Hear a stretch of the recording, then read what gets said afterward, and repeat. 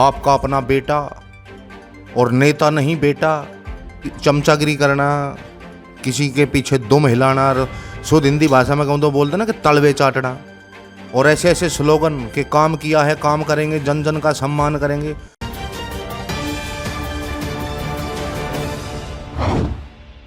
News 43 खास मुलाकात में आज हम मिल रहे हैं राम त्यागी जी से। राम त्यागी जी सनातन के रखवाले के नाम से यूट्यूब चैनल भी चलाते हैं और रिटायर्ड फौजी भी हैं। इनसे हमने बात की कि वार्ड 40S में इनका निवास स्थान है, किस कैंडिडेट के साथ जन आधार है, किस कैंडिडेट को सबसे ज़्यादा समर्थन मिल रहा है। आइए बात करते हैं राम त्यागी जी से। राम त्यागी जी, आपका स्वागत है। नमस्कार भाई साहब। जी नमस्कार जी, वार्ड 40S ये देखिए घुम्मन-नेडा वार्ड है, और पिछली बार ये आरक्षित वार्ड था, इस बार ये महिला जर्नल हुआ है, महिला के लिए अभी भी आरक्षित है। और इस वार्ड की मैं हवा की बात करूं, जो चुनावी हवा जैसे चलती है, बहुत सारे तकरीबन हर गांव हर गली में बहुत सारे नेता निकल करके आए हैं, जिनको मैं पोस्टर और बैनर के नेता बोलता हूं, जिनका धरातल के ऊपर 0.1% भी कोई काम नहीं है, ना जनता से उनका जुड़ाव है। बस वो इलेक्शन से कुछ दिन पहले जो एकदम से कुकुरमुत्तों की तरह जो उगते हैं, वो उस प्रकार के हैं।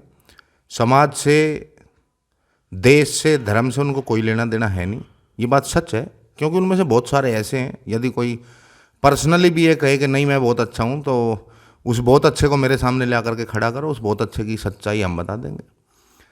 दूसरी बात, हमारे वार्ड में अभी एक पंचायत हुई थी 11 तारीख को, महापंचायत का आयोजन हुआ था घुम्मन-नेडा गाँव ने, और राव सतवीर सिंह जी ने उसका आयोजन कराया था, जिसके अंदर केवल घुम्मन-नेडा वार्ड नहीं बल्कि पूरा नजफगढ़ देहात क्षेत्र और 360 के जो प्रधान जी हैं राम कुमार सोलंकी जी, उन्होंने उस पंचायत की अध्यक्षता की थी।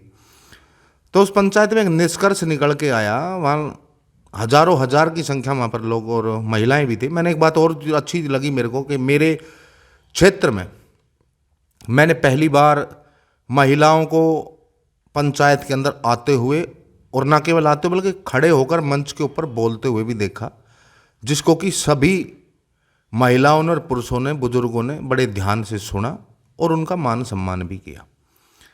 तो उस पंचायत में एक निष्कर्ष ये निकला कि हमारे देश की एक बहुत बड़ी समस्या है, यहाँ पर जब इलेक्शन आते हैं, तो मैं किसी एक पार्टी की बात नहीं कर रहा, पर सभी पार्टियों का यही हाल है कि वो एक ऐसे शख्स को टिकट दे करके पैराशूट लैंडिंग करा देते हैं, जिसको ना हम जानते हैं ना पहचानते हैं, ना जिसका कुछ काम है, ना जिसकी कुछ इमेज है।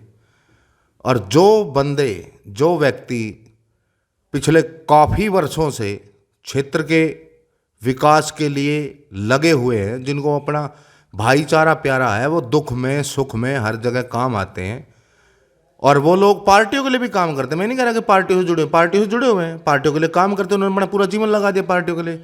लेकिन जब ऐन मौके के ऊपर जब टिकट का नंबर आता है, तो उन लोगों की अनदेखी कर दी जाती है। उसके पीछे क्या कारण लगता है आपको कि धरातल पे जुड़े हुए कार्यकर्ताओं की टिकट की बंटवारे के टाइम पे अनदेखी कर दिया जाता है? और ये ऐसा किसी एक पार्टी में नहीं, अक्सर आरोप है कि ये हर पार्टी में ऐसा होता है। उसके पीछे क्या कारण देख पाते हैं राम त्यागी? कारण भाई साहब बिल्कुल स्पष्ट है कि जो बंदा ग्राउंड के ऊपर वर्क करता है, उसके पास बाकी काम करने का मौका होता नहीं है। बाकी काम से मतलब यहाँ वो है कि भाई किसी की चमचागिरी करना, किसी के पीछे दुम हिलाना, और शुद्ध हिंदी भाषा में कहूँ तो बोलते ना कि तलवे चाटना। वो धरातल पे काम करने वाले बंदे के पास तलवे चाटने का टाइम होता नहीं है, क्योंकि उसको तो धरातल पे काम करना, उसको अपने क्षेत्र के लोगों से मिलना, उनके काम करना, उनकी समस्याओं का समाधान कराना है। तो आप ये कहना चाह रहे हैं कि जितने भी लोगों को टिकट मिलेगी वो लोग तलवे चाट के टिकट लेकर आएंगे? नहीं भाई साहब, देखिए आप अब पत्रकार वाले मोड में आ गए हैं, और आप मेरी बात को उस एंगल में घुमाना चाह रहे हैं जिस एंगल में आप घुमाना चाहते हैं, लेकिन मैं ऐसा होने नहीं दूंगा।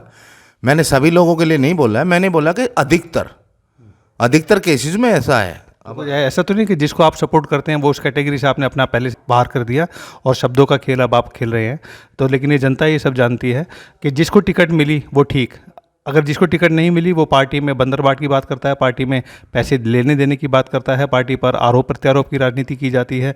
लेकिन आपके जो आरोप हैं ये कितने सही हैं, या इस पर आप दोबारा से पूर्ण विचार करके क्या बोलना चाहेंगे? नहीं, पूर्ण विचार किया, मैं बिल्कुल स्पष्ट हूँ। मैं आपको बता दूँ, मेरे वार्ड में जब जैसे पंचायत हुई है, तो पंचायत में फैसला निकल के ये आया कि भाई राव सतवीर सिंह जी भी चुनाव लड़ेंगे, और पंचायत का ये फैसला कि पार्टी, कोई भी पार्टी उनको चाहे टिकट दे या ना दे, वो इलेक्शन लड़ेंगे और क्षेत्र के लोगों ने उनको समर्थन दिया है। और ये बात मैं इसलिए कह रहा हूँ, राव सतवीर सिंह एक ऐसा चेहरा है जिसको मैं आज से नहीं भाई साहब, मैं पिछले 20 सालों से उस बंदे का काम देख रहा हूँ अपने क्षेत्र में। चाहे वो गौ सेवा का काम हो, गौ रक्षा का काम हो, चाहे वो विश्व स्तरीय भागवत कराने का काम हो, चाहे वो लोगों के घरों में जब पानी नहीं आता ना, जो बड़े बड़े लीडरशिप, चाहे वो पार्षद हो, चाहे वो एमएलए हो, चाहे वो सांसद हो, जब लोगों के घरों में वो पानी नहीं पहुंचा पा रहे ना पीने का, तो ऐसे समय में राव सतवीर सिंह उनके घरों में पीने का पानी पहुंचाते हैं, जबकि वो सिस्टम के, शासन के, प्रशासन के एक चपड़ासी भी नहीं है। और उनकी बिल्कुल स्पष्ट बात है, और मैं आपके चैनल के माध्यम से भी कहना चाहूँगा, क्षेत्र का कोई भी एक इंसान, कोई भी महिला, पुरुष, बच्चा, बड़ा, बुजुर्ग, कोई भी, वो आके ये कह दे कि मैं इनके पास इस मदद के लिए गया था, इस काम के लिए गया था, और जो उनके लेवल का काम है। देखिए, कोई मैं ऐसे तो वो नहीं करता कि भाई जो उनके हाथ का ही नहीं है या जिस काम को कराने में वो सक्षम नहीं है, जिसको वो हो नहीं सकता, उसकी तो मैं कहता नहीं, लेकिन जो हो सकता है, जो होने वाले काम है, कोई एक भी इंसान आके ये कहे कि मेरी वो काम नहीं हुआ, मेरी वो मदद नहीं हुई, तो उसमें बहुत सारे ऐसे काम है, चाहे वो हमारी जो विधवा बहनें, उनकी पेंशन का काम हो, बुढ़ापा पेंशन वाला काम हो, किसी के राशन कार्ड हो, वोटिंग कार्ड हो, आधार कार्ड का काम हो, पैन कार्ड का काम हो, दुख में सुख में किसी को, हमारे गांव देहात में चलता भाई 2 पैसे किसी से लेने देने भी पड़ते हैं और करते हैं मदद भाई साहब, उसमें क्या है। तो ये माना जाए कि राम त्यागी तन मन धन और अपनी पूरी टीम के साथ राव सतवीर सिंह जी के साथ हैं। भाई साहब देखिए, मैं एक सेना का रिटायर्ड सैनिक हूँ और मेरा बिल्कुल सीधा वक्तव्य है, मैं अपने राष्ट्र और धर्म को समर्पित हूँ। राष्ट्र और धर्म के लिए, इनके हित में जो भी कोई काम करने वाला इंसान है, चाहे वो महिला है, पुरुष है, बच्चा है, बुजुर्ग है, कोई भी है, उसकी चाहे जाति कोई हो, उसकी चाहे भाषा कोई हो, उसका चाहे क्षेत्र कोई हो, मैं 24 घंटे तन से, मन से, धन से, जो मेरे में सक्षम, जितना मैं सक्षम हूँ, मैं हर उस इंसान के साथ हूँ। और राव सतवीर सिंह जी तो कोई नया नाम नहीं है। देखिए, इनको असली नाम इनका राव सतवीर सिंह है। अब इनको क्षेत्र में कोई सत्ता बोलता है, सत्ता, सत्ता हमारे यहाँ पे एक टूटा हुआ शब्द है, जो सत से ही टूटा हुआ है, सत्ता। कोई सत्ते बोलता है, कोई सतिया बोलता है, लेकिन इन सारे शब्दों में एक चीज़ कॉमन है, वो है सत्य, और वीर तो वो हैं ही। और जहाँ सत्य हो और वीर हो, मतलब सच्चाई का और वीरता का जहाँ समागम हो, वो यदि एक तस्वीर यदि आप किसी के अंदर देखेंगे तो आप राव सतवीर सिंह जी के अंदर देखेंगे। और जहाँ सत्य होता है, जहाँ वीरता होती है, वहाँ जीत निश्चित होती है। आपका वार्ड 40S महिला सीट के लिए आरक्षित हो चुका है, उसको लेकर आप क्या कहेंगे? भाई उसको लेकर तो मैं यही कहूँगा कि जब तक ये महिला आरक्षित नहीं था तो हमारे यहाँ पर बहुत सारे पोस्टर और बैनर के, होर्डिंग के नेता थे, पता नहीं कहाँ से निकल गए, जिनको मैं खुद नहीं जानता, ना मैं कभी उनसे मिला हूँ, जबकि वो दावा करते उसी क्षेत्र के हैं, आपका अपना बेटा और नेता नहीं बेटा, और ऐसे ऐसे स्लोगन के काम किया है, काम करेंगे, जन जन का सम्मान करेंगे, जबकि हकीकत ये उन्होंने आज तक कोई काम किया ही नहीं। उन्होंने काम किया केवल और केवल क्षेत्र की दीवारें गंदी की हैं, बिजली के जितने पोल हैं उनके ऊपर बोर्ड टाक दिए, होर्डिंग टाक दिए बड़ी बड़ी, वो टूट टूट करके रोड पे चलने वाले स्कूटर गाड़ियों वालों के ऊपर गिरते हैं। 2 दिन पहले मैंने एक महिला को देखा था, स्कूटी से जा रही थी, उसके ऊपर हवा में वो बोर्ड लटक रहा था, वो गिरा, वो बेचारी, उसको भी चोट लगी। तो इस प्रकार के जो होर्डिंग बैनर के जो नेता बने जो घूम रहे हैं, ये केवल हवा हवाई है। और जैसे ही सीट महिला हुई तो वो नेता नहीं बेटा और काम करने वाले, जन जन का सम्मान करने वाले ऑटोमेटिक गायब हो गए, वो दूसरे वार्डों में भी घूम रहे हैं, चक्कर काट रहे हैं। तो उनको आप कैसे कह सकते हैं कि वो काम करेंगे या जन जन का सम्मान करेंगे? वो खुद का ही सम्मान नहीं कर पा रहे। अंत में जनता के लिए कोई संदेश देना चाहेंगे? जनता के लिए मेरा एक ही संदेश है, मैं आपके इस चैनल के माध्यम से मैं ये कहना चाहूँगा, चाहे कहीं का भी वोटर हो, चाहे कहीं का भी चुनाव हो, आप सबसे पहले तो आपका ये केवल मौलिक अधिकार ही नहीं, आपका मौलिक कर्तव्य भी है, आपका दायित्व भी है कि जब भी चुनाव होता तो आप वोट डालने जरूर जाएं, आप मतदान जरूर करें। दूसरी बात, आप जब मतदान करें तो आप किसी पार्टी का चेहरा या किसी पार्टी का कैंडिडेट आप ध्यान में रख करके मतदान बिल्कुल भी ना करें। आप मतदान उसको करें जो बंदा सही है और जो समाज के काम करता है, जो राष्ट्र के काम करता है, जो सनातन हित की बात करता है, आप उसके साथ में खड़े होइए।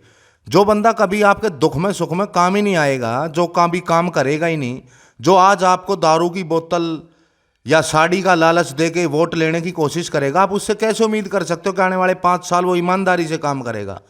भाई साहब, वो एक दिन 100, 50, 500 रुपये खर्च करके आपकी वोट लेके पूरे 5 साल तक आपका खून चूसेगा। हर रोज आपसे वो 500 रुपये वसूल करेगा वो अपने। ठीक है, देखिए एक बहुत पुरानी कहावत है कि भेड़ों के झुंड में एक ऐलान हुआ था।